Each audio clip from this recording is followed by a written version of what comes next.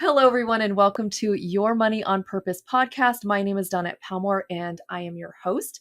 I have a guest here today, and we're going to be discussing if you are putting your confidence in money or in yourself. So let me start by introducing you to Taylor Proctor.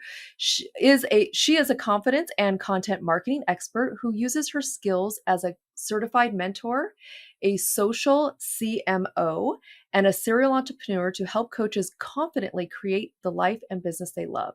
She's the host of Creating with Confidence, an internationally acclaimed podcast, and she has been featured as a guest expert on 50 plus podcasts, internet shows, and event stages. She loves to read personal development books with her book club, teach content marketing strategies through her Content Cure program, and work one on one with clients in her premier 6-month mastermind program, Quantum Confidence. She believes that with confidence, everyone is capable of creating anything and everything they desire. Taylor, welcome to the show, and thank you so very much for being here. I appreciate it. Thank you. I'm so excited and honored and delighted to be here. Thank you for having me. Yes. So today we're going to talk about confidence. And where are we really placing our confidence, right? We can place it into the maybe sometimes the wrong things or even the wrong people, and it can kind of hinder our success. And maybe it's not necessarily money, but that's what we're here to talk about today. But um, let's dive into your story a little bit. You were working a corporate job Mhm. and you had this calling, this purpose to start your own business, but you had something you were dealing with that kind of held you back. So, can you tell us all about that? Yes. The thing that was holding me back was money and my lack of trust and confidence towards it. So, yes, you're spot on. I had a corporate job. I was a marketing executive for over 14 years. And the last year and a half of being in the corporate world, I just continued to feel like it was time to leave. I needed to go. And I held on way longer than I should have because I was afraid that I wouldn't have enough money. I didn't have any trust and confidence in myself as a business owner. So I've worked with clients like Johnson and Johnson, Google, Stanford University. You put me in those areas and I'm super confident, but I was not confident in myself as a business owner. And so I was leaning on money to create safety. So for the Mm. last year and a half that I was in corporate, I was really trying to build and catalog, right? Hoard is probably a better word. I was trying to make as much money and put away as much money as I could because I wanted a safety net, which is fine, but I was putting all of this trust into money to be the thing to protect me, to be the thing to save me from the corporate world, when actuality, I need to be putting that trust in myself. So that last year and a half, I was absolutely downright miserable. And I started to also blame money because I wasn't having enough of Mm. it fast enough to create the safety to be able to leave.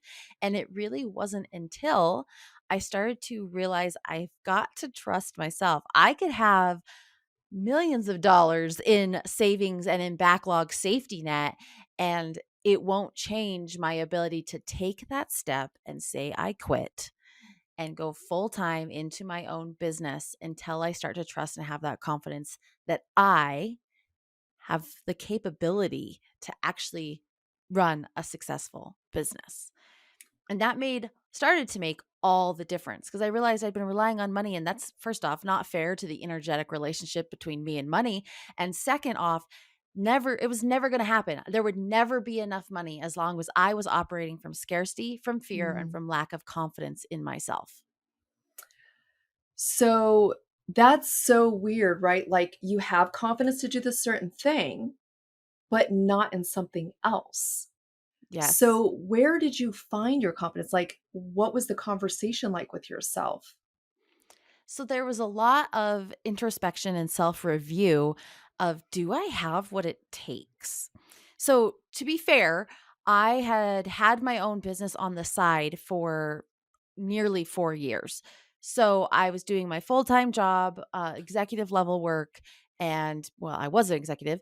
And then also having this business on the side. And so it wasn't like I was starting completely from scratch. I didn't have a business model. I didn't have a brand. I didn't have a reputation. I just had always put my business as the secondary priority to my corporate job. So I had a lot of fear around, I've been doing this for a while. It didn't take off like I wanted it to. Maybe I don't have what it takes. And that was in Mm. combination with, I need to make a lot of money. So one of the first things I did is I really had to take a step back and understand that I have qualities that are transferable to being a business owner. Because Mm. corporate world, and you hear this all the time, right? Corporate world and business owner world is not the same. And I heard from so many people like, oh, it's such a hard transition to go from corporate where you're taking orders and you're just doing the work to being in charge of yourself. And I never really could understand that because I'm going, that's what I do. Like, I'm the one that's leading the teams. I'm the one that's setting the strategy. I'm the one that's going, cool, we have this department that was handed to me, never been done before. I had to grow it from 0 to 30 team members, from one service to 5 services, from one language to 5 languages, from one location to international, and doing that in 3 years. Like, that doesn't come from getting the orders from someone else. Right. So I was like, I never quite resonated with that phrasing when people would tell me that. But also I started to somewhat believe it just a little bit. So I was like, Mm. oh, maybe I'm not meant to do my own thing. And I'm feeling this calling and I'm so freaking miserable. And I'm just here for the money, which is never fun, right? I'm just here for the money at this point, and I don't know if I can make it. I don't know if I can do it. So what I had to do is really list out and understand, like, what qualities and traits do I have that are transferable. So leading a team, yeah, that's transferable, right? Yeah. That works in corporate world, that works in business Even world. if it's just you're leading your team, you're the team. Exactly, exactly. The ability to innovate, the ability to start with one thing and grow it in a short time frame, that's transferable. Also, my ability to, even like the soft skills of my ability to publicly speak, my ability to rally a team to a cause when things are hard, those are transferable. Whether it's a business of one, which is me, or a team of 30 in corporate, that is transferable. Those skills don't really leave. And then I listed out things like, of course, I'm good at Excel and presentations. And You that can put all actually, the stuff down. all the stuff, because even if it feels like it's not transferable, eventually it is.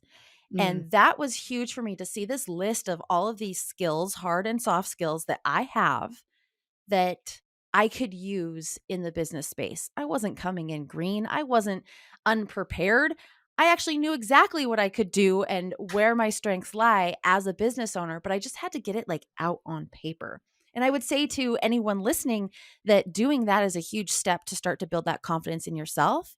And if it's maybe not hard and soft skills, it's successes that you have had in your life, Yeah. right? When have you overcome? When have you gotten your goals? When even small little successes, like somebody gave you a thank you note for your hard work, like documenting, keeping a success journal of sorts is also a huge way to go back and go, you know what? Actually, I'm kind of a badass, I love right? that. I'm kind of Yeah. awesome.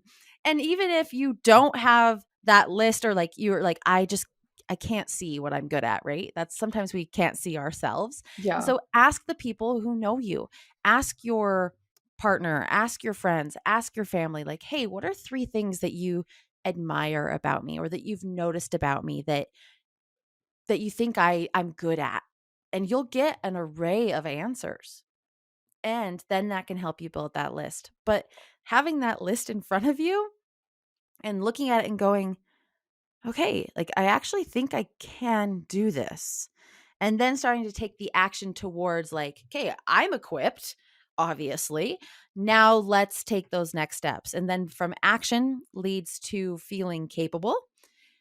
And Yep. that list is action in itself, right? So that Yeah. action leads to feeling capable. Capable leads to feeling qualified. Qualified leads to feeling confident. And once I started to get the confidence and the self trust in me, then it wasn't so important for the hoarding and backlog of money. And I started to really push and generate to, okay, I'm going to do this. Before it was like, I want to do this. Now it's, I'm going to do this. And it's just been over 100 days since I actually left my corporate career. That is so cool. So we're hot off the presses here. And it has been my business has been more successful than it ever has in the 4 years previous. I've had my highest selling months ever, and money has just flowed and come through in the most surprising and unsurprising ways, right? Expected and unexpected channels where suddenly everything is actually fine and it's okay. And it's because I'm putting my trust in me that I can handle what's going to come. And then I'm trusting that money will support that creative energy because Mm, money is not built for safety and confine. Money is built to expand and to create. So when you try to attach this energy of safety and confine and like I have to like control, I have to have this, that's when the energy of it just gets so stifled and it just feels more and more scarcity. Whereas when you can lean into creativity and trust for yourself, money is there like, hell yeah, let's go for the ride. that's awesome. Something I love is that you said you had a process. It wasn't like, okay, today I have confidence. I'm there. This No. is it. But you had this process. And I think that's important to point out because we see people get up on stage, or we see people being successful business owners, all this confidence, but it really was a process. And to acknowledge that, like, hey, I didn't have it, but here's the things I did to get to it. And then you made it visual. You Mhm. put it on paper so you could see it, not just put it in your mind. But I have to look at that. It's like when we say something good about ourselves, our affirmations, and we're staring ourselves in the eyes and saying our affirmations. So that's really, really cool, and I love that. And Thank you. congratulations, by the way, on all your success. That's so Thank you. awesome. And how cool is it that after you decided to take the plunge, right, business just appeared. Oh, absolutely. And it has been so it's been so peaceful. Mm. Like that is the I am happier and more peaceful than I've ever been in my whole life. And usually when you hear from business owners in the first 100 days of their business, right? It's like, "Oh, it's chaos and I don't know where the next thing's coming from." And for me, it's just been like, "Nah, I have confidence that I will figure it out no matter what." Business is a form of iteration, right? Mhm. What can I do to continue to get better? And if this is no longer working, how do I shift? And we look at Mhm. that with large corporations. I don't know why we don't look at it for ourselves as small business owners, Yeah. right?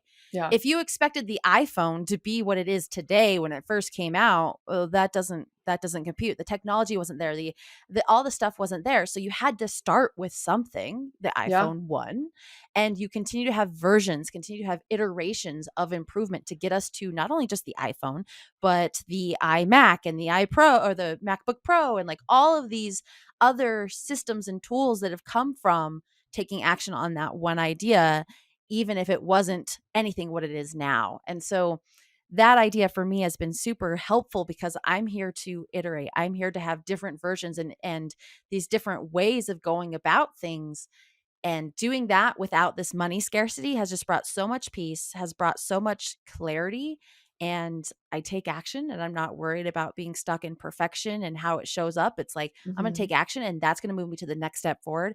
And when I'm in that creative space, I trust that money will come and it has. And I think that's a good point as well, like clarity. So Mm, when we have our mind bogged down, like, how are we going to do this? How are we going to do that? It kind of puts us in a fog, and that clarity, that creativity can't come out. And absolutely. yeah, it almost puts like a veil over it, right? And there's an exercise I like to do for that as well. When you get caught up in the hows, is because for most people, when you set a goal, you know what it is, and then you go, "How am I gonna get it?" And then it feels overwhelming because it's usually a goal is a goal, like you've never done it before, right? So you don't know the path forward. So you don't know what you don't know. And sometimes that can feel really overwhelming and you're trying to map out things that you're not there yet on. And then you just stop working towards that goal. So what you do is you flip it on its head. So you go, "What is it that I want? Why do I want that? Mm. Why? Why is Mhm. this the thing that I'm going to be focusing on? Because that's the thing that's going to keep you going, is the reason why." And most people tend to put that last. So it's what is it? Why? Then you look at when. when Mm. am I going to work towards this? Not Yep. like, when is it going to be completed by? Like, I'm going to work at this every day at 9 o'clock, or I'm going to do this once a week and it's going to be this thing that I work on Sundays. When are you working on it? Where are you working on it? Okay, I'm going to do it in my office. I can do it outside, whatever it is. Who is affected by it? Right. So who is this Mm. for? Okay, I'm building this thing to be able to help my clients, or this is my husband and my family are going to be the ones that are impacted by this. And frankly, that connects to my why. So here we go. And then it's the how. Because you have such a strong setup of, this is when I'm going to work on it. This is who it impacts. Or, and even in the who, it's who do I need to partner with? Right. Oh, Oh, yeah, that's a I need good an one. accountability partner. Yeah. Or there's this person that's a mentor. I need to partner with them. And so you've built out like what it is, why it's important for you to go after it, who it impacts, where you're going to act on it, when you're going to act on it, and then the hows just start to fall into place. Yes. So if you And can there's a flip that. saying that says, "If you know your why, the how appears." Exactly. Exactly. And you're right. I think in anything we do, we should know why. Mhm. Otherwise, we're just gonna walk through life just, in a fog. I mean, I don't know, drift through life and not really fulfill that purpose that we have. Um, so how do you use this to empower women to have confidence in themselves? Absolutely. So there's a couple of things and a couple of ways that I go about it. And it can be very customized to a person, right? Because we all have different areas that we are lacking confidence in. But the ways I have several processes, programs, and systems that I use to help I want to call them my team members, right? Because we are a team, right? Yeah, yeah, you are. We're going forward together, but it's my clients, and it goes all the way from basic taking action on things that you read. Like, I have a book club, and think about it: how many times have we read personal development books? And you're like, "Cool, I know that," and we don't take action on it. Mhm. And even in a book club setting. So I have a book club setting where we have a group that you post what you are learning, what you're applying, and everybody I comments, and love that. there's an engagement piece to it. So every time that you post, it's a point system. And at the end of the month, the person with the most points and most engagement on other people's posts and creating their own, sharing what they've learned, they get the next month's book for free. So we've gamified Ah, it, but it's really about nice. taking action and applying, because action is the first step of that formula of action, capable, qualified, confident. Then I also help with what I call intuitive strengths business blueprints, which is that energetic kind of that woo side of permission to be you. And it's a Mm, blueprint that offers custom, it's like a custom reading, but in a blueprint form of your top intuitive strengths to help you in the top 5 areas of business. And then I offer power days, which are really like big back on that taking action. Like, I do this all the time for myself, but it's like when you have this thing that's on your list, or it's been pulling at your heartstrings that you want to work on, and you just can't seem to get yourself to do it. And you're like, if I just had a small amount of time to get it done, I would, but it keeps on getting procrastinated, avoided, whatever it is. yep, Or you're something just like, comes up. something comes up, or you're like, I don't quite know how to do it. So I have power days, which is where clients and I sit down together for 2 3 hour sections and segments in like on a Zoom call, and we just go through their to-do list and we crush it every time. And we go through their limiting beliefs as they pop up during those sessions Oh, and wow. help them like move forward. And at the end of that, it's like a huge confidence boost. And you'd mentioned in my bio, I also offer a program called the Content Cure, which is content marketing foundations and really having confidence in not only you, but your business, your message, your mission, your marketing. Because that's a huge piece that as business owners, once we start to feel confident in ourselves, we're like, okay, well, I don't know how to do this. Right? I'm confident I can, but how do I do it? And so that's what the Right. Content Cure really helps you feel confident in your marketing. And then I have my one-on-one slash group program. It's a group program with a one-on-one mentoring stint to it, so that you get the accountability plus the group program plus the training and all those things to help you feel more confident in all the important areas of your business. So that was a lot, but ultimately, it's when someone comes to me and they're like, I'm not quite sure where to start, and I can start to see like, oh, okay, they're lacking confidence in themselves. The place to Mm, start is give them a blueprint, because they're starting to realize their intuitive strengths and how those can happen in their business, and it's really just permission to step into that. And once they've stepped into that, like, things really start to take off and we can figure out next steps. But it can depend on the person, but I have a program and or a service for almost any stage of where you're at in your confidence. that's awesome, and I love, like, what you said, taking action, and I think we're missing that, right? They say knowledge is power, but knowledge is not power unless it's applied. It Exactly. does nothing if we don't do it. And how many times have, we read a book or listened to a podcast or took a course and we're like, that's great. Okay. Next. And we never stopped to apply it or even learn how to apply it. We just go on to the next thing. So I think that's, really important, and getting on calls with them and doing like these power hours and just flushing through, whatever it is that you have to do, but also dealing with those things that pop up. Because as we're sitting there doing stuff, our mind starts, oh, this thing pops up, that thing pops up. And then you're just like, okay, well, I guess I can't do this. Like maybe it's Yeah. wrong. Maybe it's this. And what a great resource to have that person there to just nip that in the bud right there.